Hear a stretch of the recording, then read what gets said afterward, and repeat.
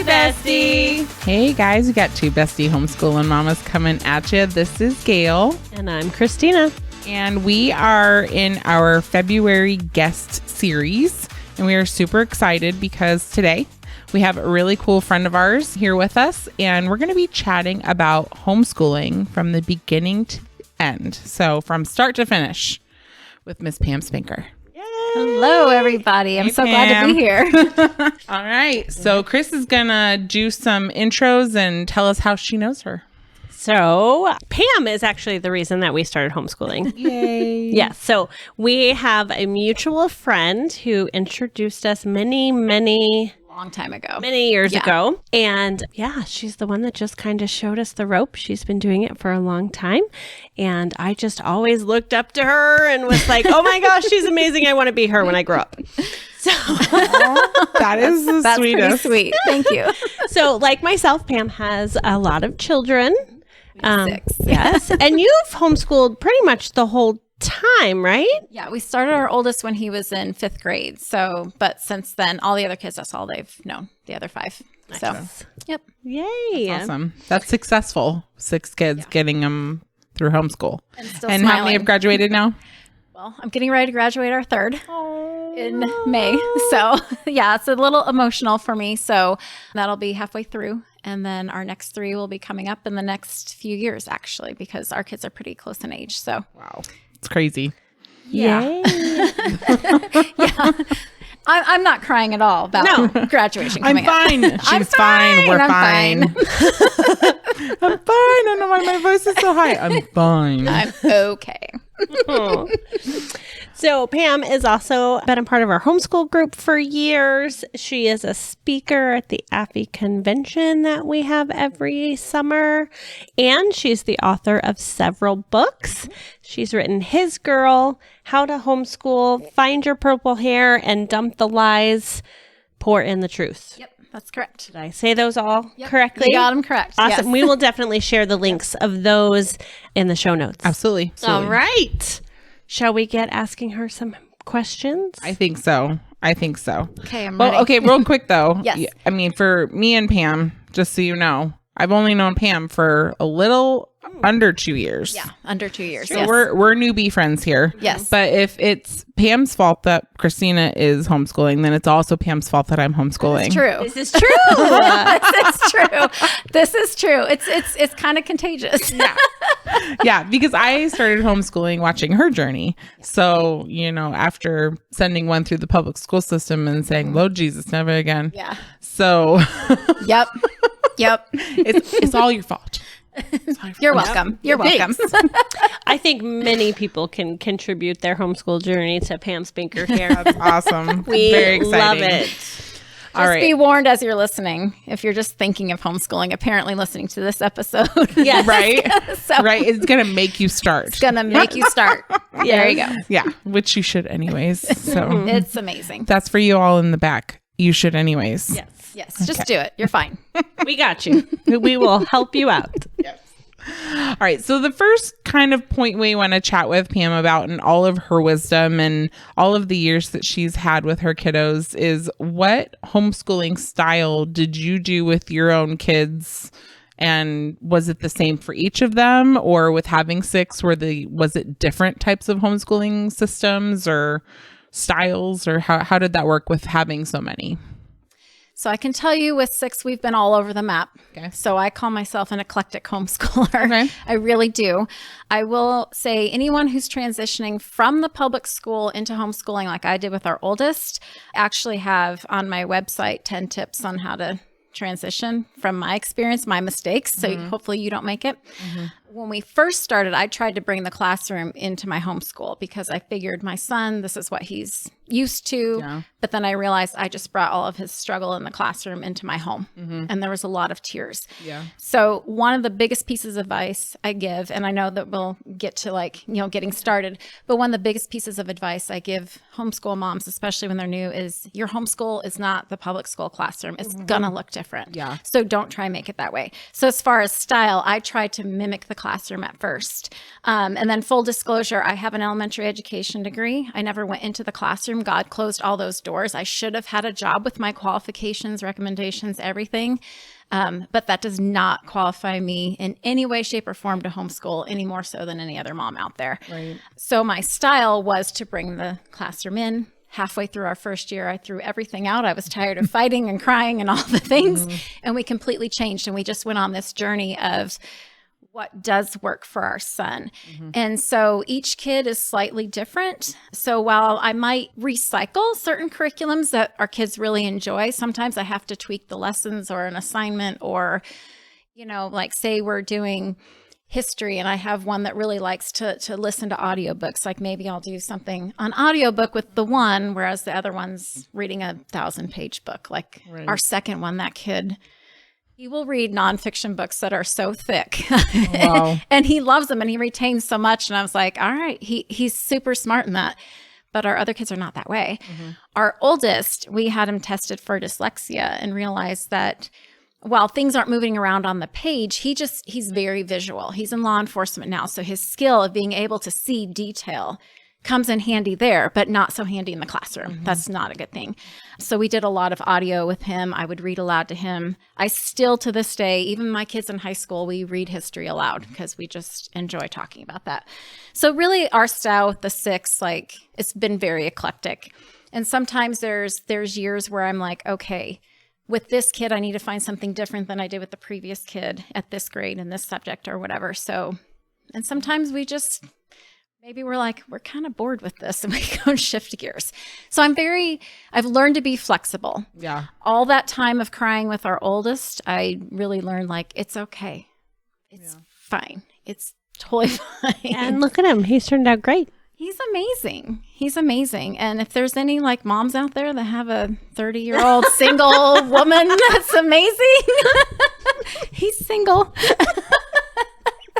Love it. There's no way your oldest is 30. I had him right out of high school. So I had him like, you know, it's not a secret, not ashamed to say, I did not do things the right way in high school. I was 3 months pregnant at my high school graduation. And then there's a 10-year age gap between our oldest and our second. So, Wow. So our second's I did 20. not realize he was that much older. Yep. He's 30. Gotcha. And that was really weird when he just turned 30 in November, this past November. And I was like, I have a 30-year-old. Okay, y'all, I'm looking at Pam and I'm like, that's not possible. Yep. It's just not. I'm only 40. Like, there's no way her son is 10 years younger than me. Yes. There's no way. Yeah. Well, thank you. But I say false. I have the birth certificate. I want to see the birth certificate proof. I'm just kidding, but it's pretty funny. That's really cool. I think a lot of parents too, we've talked about this in our homeschool episodes where we really just have to almost unschool. Yes. At first. Yes. When the kids come out of the public school system. Like if you are transitioning from the public school system, you almost have to unschool first and not do any like official schooling for a couple of weeks and just really find your way. Yes. That is another thing that I tell moms. I'm like, you're mom first. Yeah. No matter what your homeschool day looks like, you're a mom first. Yeah. And it does help to take that time to get to know your child, especially when you're transitioning, because like us with our oldest, like I had to almost relearn him because I was at the time I was finishing up college and he was at school all day and my husband's at work all day. So it's learning them on a new level. Yeah. And then also with that transition was him thinking, oh, I can just sleep in till noon, which I'm like, okay, you don't have to be up at 6 a.m., but can we kind of get our day started a little bit earlier so we're not doing school at 10 p.m.? Right. So, but yeah, you really do have to get out. Even if you are homeschooling right from the beginning, you really do have to get out of that public school mindset because it's just been the norm for our society for so many decades. So you really do need to get out of that. Yeah. I loved hearing you say too that you chucked the curriculum or what you were doing halfway through the year because that is a lesson that I did not learn fast enough. Yeah. And and I mean, we just talked about that too a couple of weeks ago on our first 2024 episode. It was about like homeschool calendars. And so if you are evaluating what happened the first half of your school year and it didn't go well, chuck it. Yes. Yeah. Yes. So we've been pretty open with that. Although I haven't had to chuck anything just yet. Which is amazing. I know. It's good. In 2 years, we're doing the same curriculum and it's fabulous and we really enjoy it. So, And I think part of that is because we do spend money on it. yeah. Uh-huh. But it's not worth having this, even if you say spent $300 on it, it's not worth the tears and the struggle. Right. And I mean, for any child that's being homeschooled, but especially when you have a child that was already struggling in the classroom, should be in a safe place to learn at home. And now that same struggle is just right there. So yeah, so thankfully, like I didn't even have anyone to tell me like, just get rid of it. I was just like, I'm done. That's like, good. I'm done with You're this. stronger than some moms would have been in that aspect, Yeah. of seeing it and being like, oh no, I spent the money on it. We're going to do the year. Yeah. And struggling the entire year. Chris is, she did it. did that. Yeah. I did it. Kind of pioneered it around, Yeah. 30 years ago. That's a decent time. I was barely legal in Arizona. Yeah, 30 I years started, so it would have been, he's 5th grade. So, this is our 20th year homeschooling, Okay. but still, it was still not a common thing going on. Yeah. It was still weird. And now it's like weird. super, like a lot more common It's getting, nowadays, which. Now we're the heroes, whereas before we were the weird ones. Right. Yeah. Now they're Right. like, teach us your ways. Yeah. I think it's one of, I don't know that anything good came out of Rona, but one of the things that people really had their eyes open to schooling and how it could actually be done and that it didn't have to be done in the form of an 8-hour day. Right. So Oh, yeah. it's terrible that that's something that had to bring it about, but Exactly. I'm, super grateful for, we got to see the goodness in that as well. Yes. Absolutely. So, All right. So you have a lot of children. So you've had kids all across the board, high school, younger kids, everywhere in between, right? Yep. So what are some of the biggest tips that you have for getting started? We see lots of moms here who they're thinking about it. They want to homeschool, but they have kids that aren't in kindergarten yet. So what would you suggest? yeah, like even just preschool or, like 3 or, they're like, I want to homeschool now. And I'm homeschool now. like, Yeah. oh, okay. With What do we that, yes, with the pre-K years, I tell the moms, just play. Yeah. Play, experience things, go on field trips, like just be mom. Because really, like if you think about it, it's interesting here in the United States. Like we feel parents are totally fine raising their kids until they hit 5. And then all of a sudden we think that a licensed professional needs to teach them. It's like, so especially in that pre-K, I'm like, just be the mom, just do the things, teach them the things, like experience the world, read to them a ton. When I say play, get educational games. Like you can find puzzles where it's okay, match the 3 ladybugs with the number 3. They love that stuff. So just, when it comes to preschool, just relax. Yeah. Because, I have had moms that'll ask me, oh, my child's 4. I want to do pre-K. What curriculum should I buy? I'm like, nothing. Go to the library. Right. Go grab 40 books and let's start reading. Let's go to the science center. Let's go to that kind of stuff. So for getting started with pre-K, I just tell them like, just kind of leave it alone and give yourself that time to kind of research. Okay, once they start hitting kindergarten and 1st grade and all that, what do I want that to look like? And even then, it's still a lot of play. Oh, still a ton until you hit about, I'd say 3rd, 4th. grade, yeah. 3rd, 4th grade. It's still a ton of play. Yeah. In the preschool and even kindergarten, even 1st grade years, I tell a lot of moms, I said, you may be done with school within an hour. It's okay. Yep. And that's part of that unschooling. We need to reprogram our brains to say like, okay, that hour we're done. And sometimes that hour is broken up into 15 minutes here and then 15 minutes here. I was ecstatic. Totally, yeah. When we did Corey's 3 books. Yes. Plus, and then we do like his history through his Bible study and, science through other things. Cause we didn't, at kindergarten, we didn't get a science book specifically. Exactly. Yep. And so it was just, I was like, okay, well, we're done. Let's go play some more. Yes. Yes. But it is hard to take that out of our brains. We feel like we should be doing more. Right? We're used to, okay, when you send your kid to kindergarten, you're dropping them off at 7:30 and not picking them up till 3. Exactly. So to have it done in an hour here, it's like, Yes. Is this really possible? I don't think parents It realize how is. much classroom management goes on. So much classroom management. I can tell you as someone who's student taught and saw that side of it, that's part, I was even questioning whether or not I wanted to go in the classroom. Yeah. And then, like I said, God was closing doors, did not allow me to get jobs that I should have had. Yeah. It's little technicalities, but yeah. It's like, no, thank you. I have other plans. Exactly. Because I would never have looked at homeschool if I would have gone into the classroom, probably. I shouldn't say never, but it would have taken me longer. Yeah. But yeah, it is one of these things, like when that's what I'm used to, that's what I'm trained to do. That's what I've been experiencing for so many years. I'm like, how could this be? I'm like, well, this is, and a lot of it was classroom management. And you went to public school as well? Yeah. Yep. Public growing up? school all the way through, graduated through high school, Right. then went to, And how much of that do we actually use? Like in high school, I can't imagine much of it that I use. yeah. Well, even with my college degree transferring into homeschool, I think the only thing that kind of gave me a little bit of a leg up, and maybe is why I was able to throw out all my curriculum, is that I knew that kids learn differently. So I was okay, like kind of shifting gears a little bit and trying new things because I had already been exposed to a lot of that during, with my internships. I worked in a preschool for 7 years, like all that stuff. So I mean, really, because I had that experience, like I would say that's the only part of my degree that helped me in homeschooling. But the rest of it, I'm like, you're just kind of learning as every minute of the day. Right. As the day goes on. Yes. Yeah. Yes. I think it's easy to forget too. You mentioned just play with them. It's easy to forget that we are teaching them those things when they bake cookies with you. That's math, that's measurement, that's all those things. And it's easy to forget.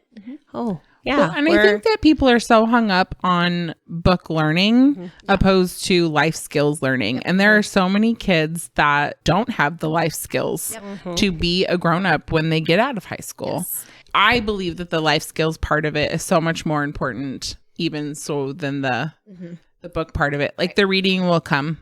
Yes. The math will come as they get older. Like my son is special needs. And so where he is in first grade is probably more like it's first grade curriculum that we bought. Right. But for him going slower at it, he's probably like a late kindergartner right now. Right. And so I'd be in all kinds of meetings absolutely at the school. Yep. And I don't have to do that. I'm like, well, you're good. Let's just keep going. Good. You're making progress. You're doing good. Right. Yep. Yeah. Well, and the whole, the life skills portion of it is one of the reasons why there's a lot of colleges now that actually want the homeschoolers there. Colleges have found that they're better adjusted. They interact with their professors better. They're more responsible when it comes to campus life. They're more apt to get involved. So talk about that. You have some graduated kiddos now, and how did the high school part work for you? Like we've talked a lot now about how to get started and what to do in the very beginning. How do you get from that transition of play learning to, we kind of need to do a little bit more significant studies here. How do you work into that? Right. So really, like, again, with new moms, especially if they're not starting in that preschool area or whatever, I think it's totally okay to get some sort of guidelines about what kids are learning at each stage. That way you have something to go off of. But I really tell moms, remember, it's a guideline. It's not a hard, fast rule. Your kid could be all over the map. Like one of my kids was above and beyond. Like he was always a year or two ahead in math, but then the rest of my kids are, like our oldest, I had to actually go backwards with him in some subjects in order for him to get the foundation to accelerate forward. Right. So I think it's okay to get those guidelines. That way you kind of have an idea. And sometimes you might be like, you know what, we really do need to touch on this, when you're like, oh, I probably should have done that a couple years ago, but we haven't done it. So it's good to get that. And you can even go on your state's school website. Like in Arizona, I think it's AZED. I can't remember what the website is. I just looked it up the other day. But you can pull up all the standards for each grade and everything. So just to kind of give you some sense.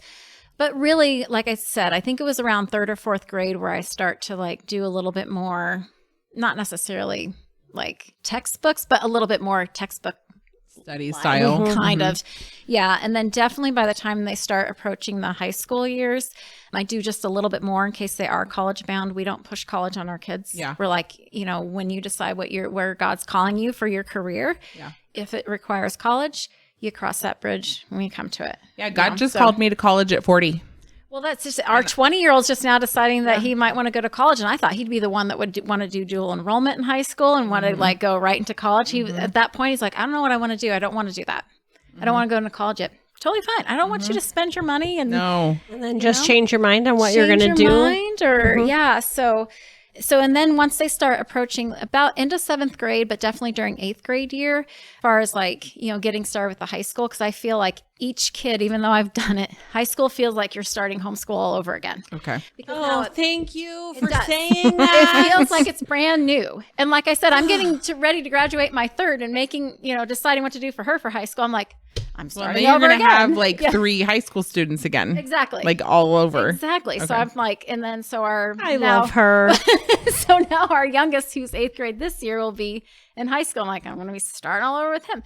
And so with that, what I do to prepare them with high school is I start thinking about, okay, if they go to college, they're going to need the credits to get into college. They're going to need to have this background, to get into college or trade school or whatever it is they do. So at that point, what I do is I pull up 8th grade year, the Arizona State graduation requirements, just what credits they need. And I'll look at some college entry requirements and I kind of put those together. And then I make a 4-year plan. I'm like, okay, if you need this many credits and say you need 4 math, okay, we're going to do this freshman, sophomore, junior, senior. And then within that, I just teach them how they learn best. So if I have a kid that's more hands-on, we're doing more hands-on. If I have a daughter who she's since grown out, but like last year she needed me right there with her. She doesn't need me right there with her this year. So I'm still doing high school level math, which she should be doing, but I'm right there with her. And Well, and I'm glad that you said that too, because I think a lot of people think that as they start to get older, like it's all their own work. Right. And I think there is a point for solo work. Yeah, my kids are pretty independent, but I'm still there. Yeah, there's a lot of solo work and things of that nature. But I think that a lot of parents forget that they need to be still right there. Right. And like I said, my kids, like in high school too, I do start to train them to manage their own time. Like a lot of times I'll tell them, hey, I need you to get this, and this done this week. I don't care when you do it, because our oldest, another reason why law enforcement's good for him, he's a night owl. This kid thrives at nighttime. And there'd be times, especially like when I'm having like babies and stuff, and he's so much older, like talk about having babies, toddlers, and high schoolers. Right. I have that in my house all at once.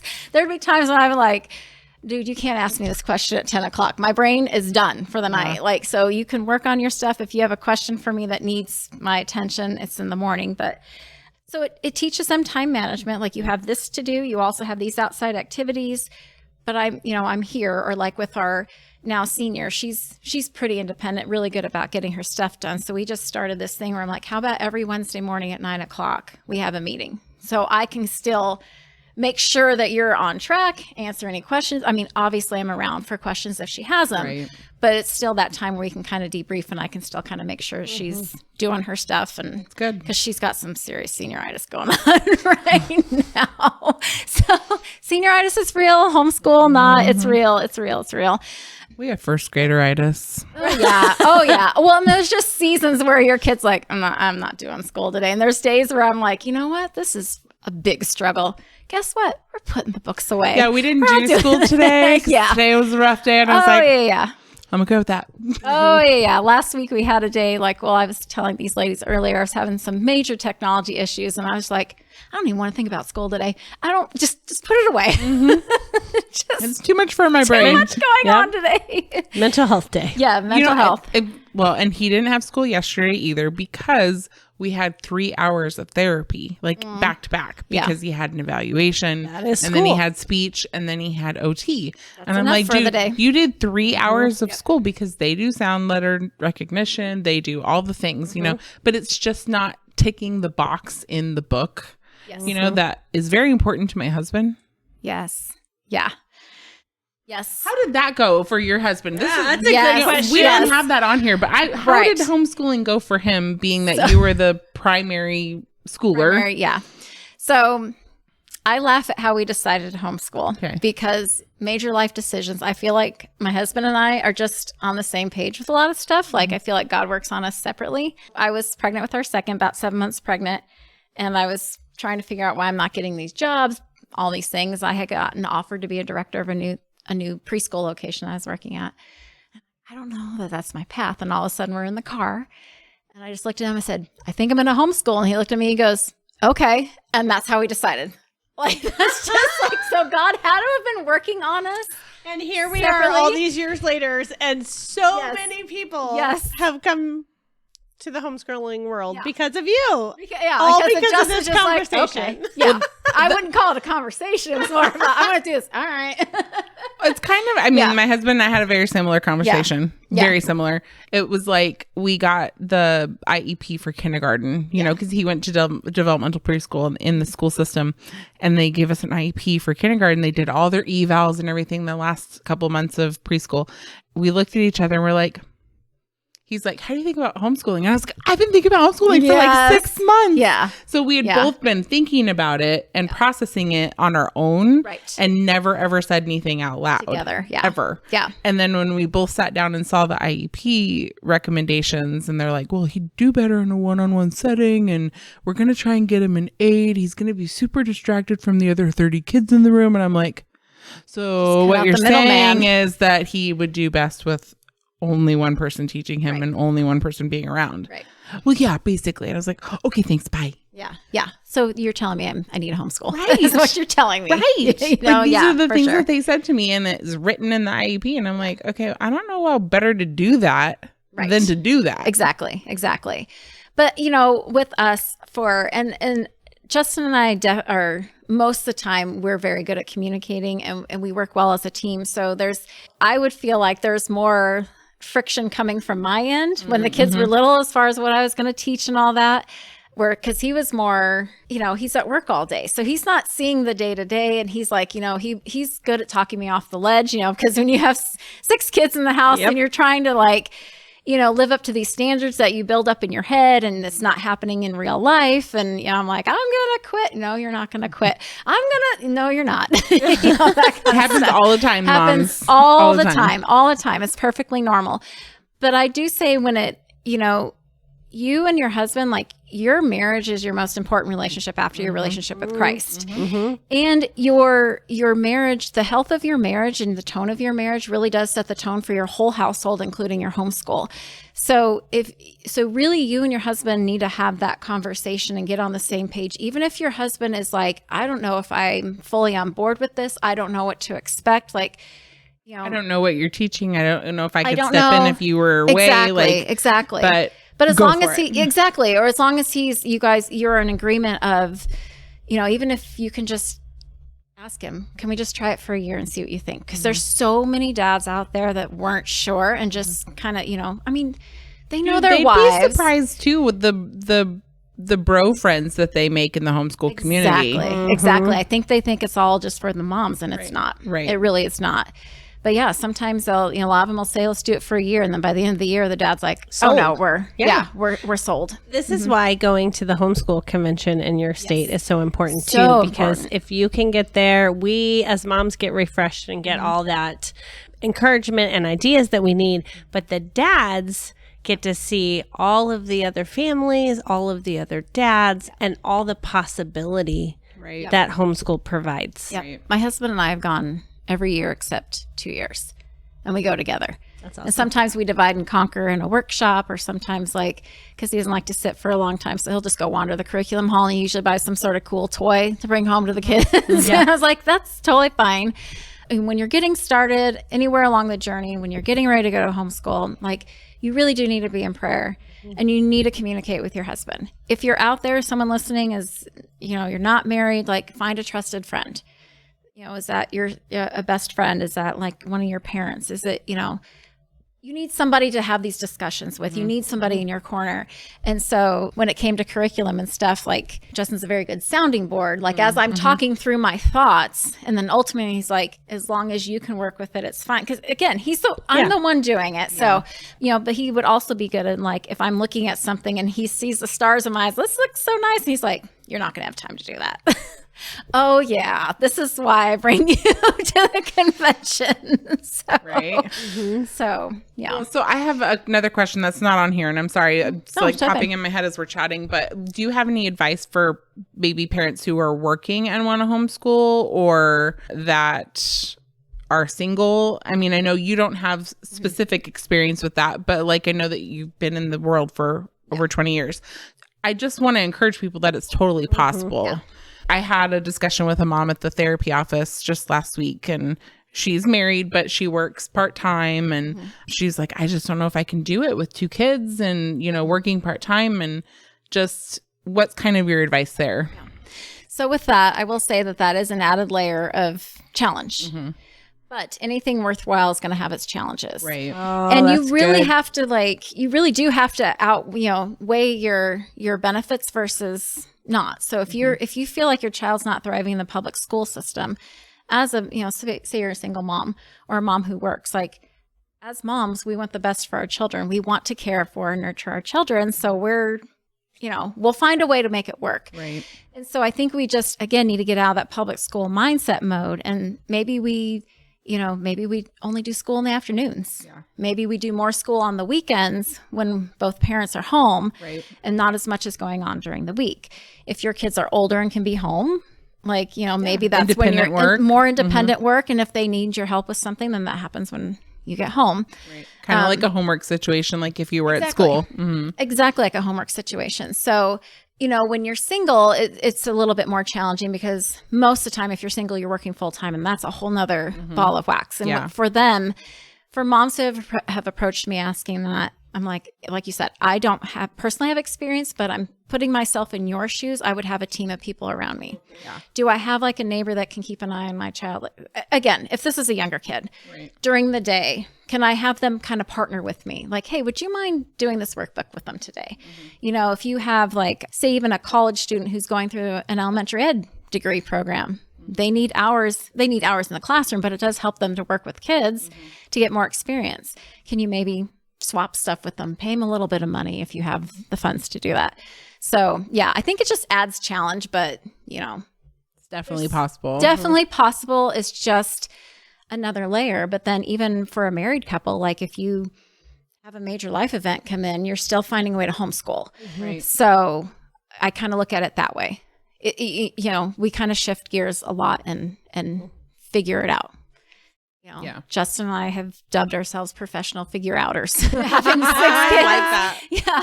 6 kids, homeschooling, doing ministry stuff, whatever. It's just sometimes we're just got to figure it out. Before I came here tonight, we realized that our giant freezer upstairs went out, and I was like, we had to shift it all into our tiny one. I'm like, well, good thing we're figure outers because I can stuff it all in here and close the door, and we'll call the repairman tomorrow. So yeah, I say, give it a go and get your community around you if you're someone who's working or single or whatever, and see what that looks like for you. Yeah, finding a homeschool community is huge Absolutely. for that. Yeah. Absolutely. Whether it be a co-op or a support group or whatever you're using. God made us to be in community. So Seriously. Oh yeah. that yeah. applies here. Well, I Absolutely. think it's even more so with the homeschool community because, well, not more so, but I just think we experience it more as a homeschool community. And I think it's important because for those of us who are just starting out, definitely need to learn and heed information from our experienced mamas. And when we were struggling, you have someone to go to and be like, this is not working. And what am I doing wrong? Because you may not be, but you may just need to hear that. Exactly. Or you think you're the only one going through something, and then you've got someone like me who's like, oh no, you know how many times I did that? And that was in the past hour. So Right. in the past hour. So Oh, that's funny. Yay. Pam, it has been such a pleasure to have you with us here tonight. What can we expect from you next? Where can we find you on social medias, or how can we get in touch with you? Yeah, anything up and coming for books or speaking engagements? So books, I have ideas, but still homeschooling. So finding the time. So more will be coming.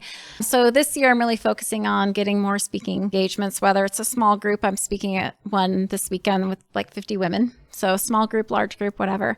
That's my goal this year, is to get out there a little bit more. I'm looking into what mentoring homeschool moms looks like. I have some ideas that are already on my website, but making it having a few different options and what that looks like based on what moms need. So also looking at scheduling some Zoom workshops. That way, we could do 1 or 2 days and you've got a community of moms with you at Zoom. You don't have to worry about finding the babysitter. You can I don't care if kids are crying in the background. At the last convention, there was a crying baby and I told the mom, like, I can hold the child and like, that doesn't bother me. I have sex. I'll hold the child and speak to you at the same time. So I like Zoom for that reason. Yeah. I do have a Facebook group called Coffee, Wine, and Homeschool. So kind of like, I have a lot of ideas on how I want that to look like to get a little bit more organized instead of like a thought came in my head. Let's post that. So, which is helpful, but you know, it helps to have some sort of like rhythm to it. On Facebook, I'm at Pam Spinker, and then that's my page. And then under there, you can find the Coffee, Wine, and Homeschool group. I'm on Instagram. I'm Pam K. Spinker, all lowercase. And then it's pamspinkeronline.com is my website. Best way to get in touch with me is do it through Facebook Messenger. So that's going to be the best way because I know I'll see it because my phone dings. I took Facebook off my phone, but I still have Messenger. So I always know when people message me. Well, that's important though. Yeah. What you do. So yeah. I'm speaking at the AFI convention again in July. Yeah, July. Yeah. I wanted to say June. That's not correct. July 12th and 13th. I should know. It's always in July. For the past 20 years, it's been in July. So that's all coming up. Awesome. Yep. Well, we look forward to seeing all of the fun things you have to offer. Yes. I'm excited. Thanks for being here with us today thank and you. sharing all of your A lot of fun. amazing wisdom. Before Chris prays us out, we are going to just ask that if you found value in today's episode, like always, share it with a friend, share it with a family member. Like, subscribe, review. Leaving us a review really helps us out. It helps get the information to the people who want to hear it and who need to hear it and who is, you know, God's trying to point this to. So when you leave reviews or you share the link or whatever, it's really very helpful for us so that it can get to who God's calling this to be to. But yeah, that's why we do what we do, right? Yeah, absolutely. All right. Sister, go ahead and pray us out. Okay, so normally I would pray us out because, you know, but I don't want to take that away from you if you would like to. Sure, I can pray us out. Okay, Okay. cool. Let's do All it. right. Hands on. Dear Jesus, I thank you so much for these ladies. I thank you for their heart for homeschooling moms. I thank you for your heart towards homeschooling moms. I thank you for being with us all the way through the journey from beginning to end. You're in the daily, you're in every minute, you're in everything, every experience that we have. I thank you for your guidance as we try and figure out each new year, sometimes each day as we're starting over again with the high school years. I thank you, Lord, that we can turn to you when we're feeling inadequate, because a lot of the questions that we have or the fears that we have, it all stems from feeling inadequate. And it really is just lies that Satan wants to put upon us, pulling us away from where you've called us. And one of the things that I like to tell the homeschool moms is something that I've had to remind myself over and over again over these past 20 years, is that when God calls us, when you call us to homeschool, Lord, you equip us for our tasks. And so just help us all to remember that, Lord.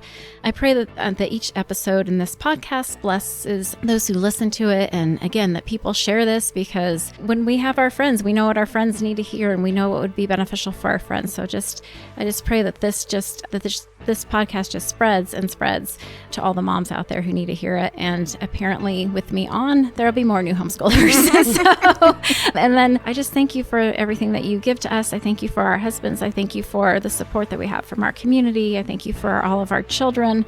And I just thank you for this gift of homeschooling. And I thank you that you entrust us with our children so we can go boldly and confidently knowing that you gave us these children and that you'll guide us every step of the way. In your son's name, amen. Amen. All right, guys. We'll see you next week. Bye. Bye. Hey, bestie.